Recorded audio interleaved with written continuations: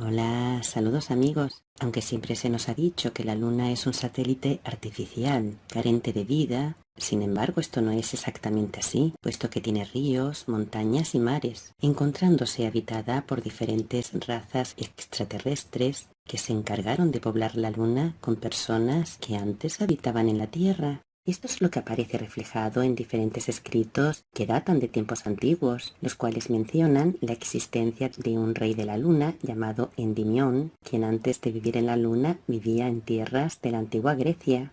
Plinio el Viejo le consideró el primer ser humano que observó los movimientos de la luna, lugar en donde hay un cráter que lleva su nombre. Una de las obras más destacadas que hablan del rey de la luna es Historias verdaderas del griego Luciano de Samosata, quien vivió en el siglo II de nuestra era. En ella relata cómo él y varios hombres más fueron llevados a la luna y cómo se vieron inmersos en una guerra entre el rey de la luna y el rey del sol, quienes luchaban por tener el mando de la estrella de la mañana. La historia que cuenta Luciano es la siguiente. Cuando él y otros hombres navegaban por la zona de las columnas de Hércules, al mediodía, un torbellino elevó la nave llevándolos primero a la isla de Heracles, de la que salieron huyendo, y luego a la luna. Allí pudieron comprobar que se hallaba habitada y cultivada, que había ciudades y ríos, mares, bosques y montañas. Pero los gendarmes de la frontera lunar, quienes tenían la misión de sobrevolar la luna y de conducir a presencia del rey a todo extranjero que encontrasen, dio con ellos y los llevaron ante el rey. Y cuando se encontraban ante el monarca selenita y éste los vio, se fijó en sus ropas y les preguntó: «¿Extranjeros? ¿Sois griegos?». A lo que ellos respondieron que sí, y él replicó: «¿Cómo habéis logrado llegar hasta aquí?». Entonces le explicaron toda su aventura y él a su vez les contó la suya. El rey les dijo que él era un hombre como ellos, también de Grecia, y que se llamaba Endimión, que un día, mientras dormía, lo raptaron de nuestra tierra y que ya en la luna lo hicieron rey. Les dijo que no tuvieran miedo y que se les proporcionaría todo cuanto hiciera falta. Dijo así: «Y si logro ganar la guerra que en estos momentos libro contra los habitantes del sol, pasaréis a mi lado la vida más dichosa que podáis imaginar». Los terrícolas le preguntaron quiénes eran los enemigos y cuál la causa del conflicto, a lo que Endimión contestó: «Faetón, el rey de los habitantes del sol, hace tiempo que nos tiene declarada la guerra. Todo comenzó por el motivo siguiente. En cierta ocasión reuní a los súbditos más pobres de mi reino porque quería enviarlos a fundar una colonia en el lucero del alba, que está desierto y deshabitado. Pero Faetón impidió la colonización, pues a mitad de camino nos salió al paso y aquella vez fuimos derrotados, ya que no pudimos rivalizar con su ejército, por lo que tuvimos que retirarnos. Pero ahora quiero emprender de nuevo la guerra y enviar otra expedición colonizadora. Si queréis acompañarme, mañana nos pondremos en marcha». Ellos aceptaron pelear a su lado, así que al día siguiente las filas estaban listas para la gran batalla. Aunque ésta concluyó con una apabullante victoria de los selenitas, cuando éstos se encontraban erigiendo los trofeos, aparecieron de pronto hombres gigantes que se llevaron a los terrícolas al sol, y esto para retenerlos como rehenes. Pero cuando la gente del sol aceptó un intercambio de prisioneros, perdonó a la gente de la luna, y en cuanto los representantes de los dos astros hicieron las paces, los prisioneros terrícolas fueron devueltos a la luna. Aunque Endimión les invitó a permanecer en ella e incluso a quedarse con uno de los territorios que había originado la disputa, ellos declinaron la oferta, decidiendo que se quedarían una semana más antes de regresar a la Tierra. Esta obra inspiró, entre otros, a Julio Verne y a Cyrano de Bergerac, quienes la tomaron como referencia, añadiendo detalles imaginarios. Y esto lo hicieron principalmente para ocultar información sobre cómo se llega realmente a la Luna, que es mediante portales de teleportación. Tal es así que la historia que narra Luciano comienza en el mar y en concreto en las columnas de Hércules, unas columnas que representan los dispositivos a través de los cuales se abren los portales. Esto también aparece reflejado y con más claridad en la obra de Cyrano de Bergerac titulada Historia de la centella y la República del Sol, en donde claramente se hace referencia a una máquina que sirve para llegar a la luna. En su obra Cyrano relata las peripecias de un hombre que en vísperas de San Juan se fue a la cima de una montaña donde se hallaba una máquina que él mismo había construido.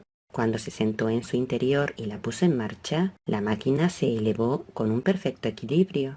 y en un momento dado una espesa nube cayó sobre él y ya no distinguió a nadie a su alrededor. Cuando pudo ver de nuevo, se quedó sorprendido al ver que se encontraba en un lugar desconocido, un lugar de gran vegetación, donde un humanoide de gran tamaño lo vio y lo condujo ante la corte del rey. Se trataba de un rey que en otro tiempo había vivido en Grecia, lugar donde fue conocido como el demonio de Sócrates. El rey le dijo que de vez en cuando los magistrados enviaban algunas colonias a la luna y que a él se le había encargado ser el jefe de la gente que se había ido con él. El demonio de Sócrates y los suyos habían abandonado nuestro mundo bajo el reinado de Augusto, poco después de aparecérsele a Drusus, quien hacía la guerra a Alemania, y esto lo hizo para prohibirle adentrarse en ella. Tras la muerte de Sócrates, el rey selenita también cuidó e instruyó a Epaminondas en Tebas, a Cornelio Agripa, al doctor Fausto y a César, entre otros. El jerarca aseguró haber conocido a Campanella, siendo él quien la aconsejó cuando estuvo bajo la Inquisición de Roma, y también aseguró que bajo su petición se había escrito un libro titulado De Sensu Rerum. El protagonista de la novela menciona que la noche de su primera jornada en la luna, un hombre fue hasta él y riéndose le dijo: «¿Cómo? ¿Ya no conoces a tu amigo?». Ese hombre era el demonio de Sócrates, y fue quien le instruyó durante su estancia en la luna.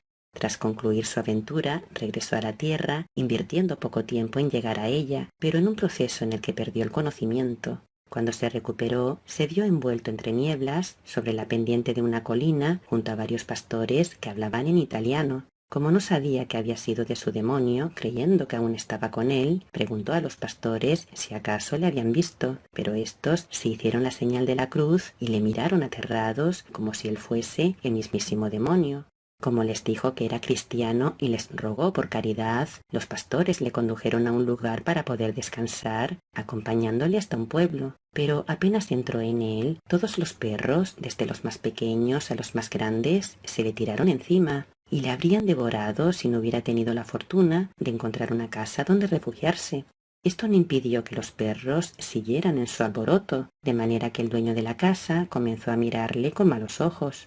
Para librarse de ese mal, se puso en una terraza y se sometió a la acción del sol durante 3 o 4 horas, pasadas las cuales salió, y los perros ya no le ladraron más, volviendo cada uno a su casa. Al día siguiente salió para Roma y poco después comenzó a escribir las memorias de aquellos tiempos vividos en la luna para cumplir con la palabra que le dio al consejo que allí regía. Podemos encontrar más detalles sobre viajes a la luna, así como sobre los dispositivos a través de los cuales se llega a ella en la obra de Edgar Allan Poe titulada La incomparable aventura de un tal Hans Pfaall. Esta historia, que se desarrolla en el siglo XIX, narra cómo Hans Pfaall, un hombre de Rotterdam, había desaparecido 5 años atrás, pero de repente apareció en los cielos de la gran plaza de la Bolsa de Rotterdam. Ese día, hacia el mediodía, se advirtió una notable agitación entre los presentes que miraban al cielo cuando vieron surgir por detrás de la enorme masa de una nube perfectamente delineada un objeto con forma de globo. Cuando éste se hallaba cerca del suelo, un hombre que se hallaba a bordo extrajo de su bolsillo una cartera que abrió y de la cual sacó una carta atada con una cinta roja. La carta, que ostentaba un sello de cera del mismo color, cayó exactamente a los pies del burgomaestre Minger Superbus von Underduk, quien se inclinó para recogerla. Acto seguido, el globo remontó el vuelo, perdiéndose detrás de una nube que era similar a aquella de la cual había emergido. La carta que había dejado caer aquel extraño hombre describía cómo él mismo había construido un globo y cómo con él había llegado a la luna. La carta decía así: a sus excelencias von Underduk y Rubaduk, presidente y vicepresidente del Colegio de Astrónomos del Estado en la ciudad de Rotterdam. Vuestras excelencias han de acordarse quizá de un humilde artesano llamado Hans Pfaall, quien junto con otras 3 personas desapareció de Rotterdam hace aproximadamente 5 años, de una manera que debió considerarse entonces como inexplicable. Pero si complace a vuestras excelencias, yo, autor de esta comunicación, soy el aludido Hans Pfaall en persona. En la carta, su autor mencionaba cómo cuando se encontraba en la Tierra se había quedado sin trabajo y cómo los acreedores le asediaban de manera continua. 3 de ellos, en particular, montaban guardia en su puerta de manera constante, amenazándole con llevarlo ante la justicia. Un día Hans leyó un folleto sobre mecánica y astronomía práctica, consagrando desde entonces todo su tiempo a la construcción de una máquina parecida a un globo. Era noche oscura de un 1 de abril cuando en compañía de los 3 acreedores fue a transportar el globo al lugar de salida, activando el mecanismo cuando ellos se encontraban dentro, por lo que se los llevó consigo a la luna. Sobre el destino de sus acreedores, en la carta podemos leer lo siguiente. Y bien imaginarán vuestras excelencias que después de una residencia de 5 años en un planeta no solo muy interesante por sus características propias, sino doblemente interesante por su íntima conexión con el mundo habitado por el hombre, me hallo en posesión de conocimientos destinados confidencialmente al Colegio de Astrónomos del Estado, pero debo recibir mi recompensa. Ansío volver a mi familia y a mi hogar, y como precio de la luz que está en mi mano, me permito solicitar, por intermedio de vuestra honorable corporación, que me sea perdonado el crimen que cometí al partir de Rotterdam, o sea, la muerte de mis 3 acreedores. El perdón fue acordado y Hans pudo regresar a su vida en la Tierra. ¿Realidad o ficción? ¿Tú qué opinas? Hasta pronto, amigos.